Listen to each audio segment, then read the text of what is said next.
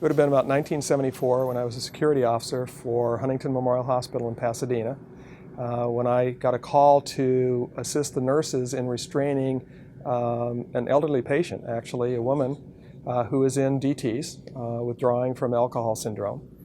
And so the nurses asked me for support, so I went up there, and back in those days we could use leather restraints fairly easily.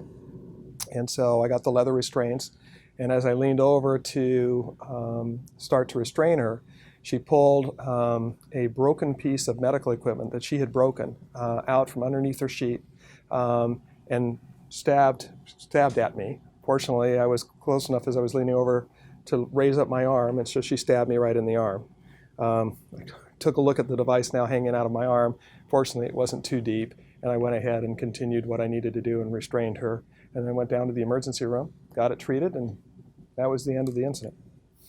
Since that time, obviously, I've been in healthcare now for over almost 40 years now. I was also in law enforcement during the early part of my career and as a reserve today. And while we've always had violence in hospitals, sadly, primarily in emergency departments, but sometimes up in the units as well, it seems to me to be on the pickup.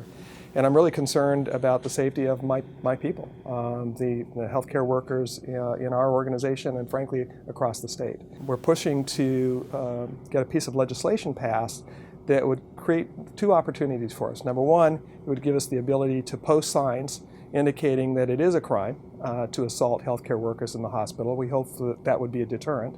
And then the second component of it is it would increase the penalties for assaulting somebody in a hospital to equal the penalty that exists now if that nurse or doctor were outside of the hospital.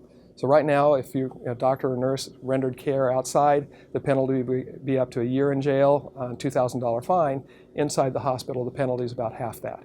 That doesn't make any sense to us. And we had more than 23 of our nurses and healthcare workers assaulted and injured to the degree we actually had to report that to Cal OSHA in the last year. And there were over 873 incidents that we had to report internally and have reports on it. So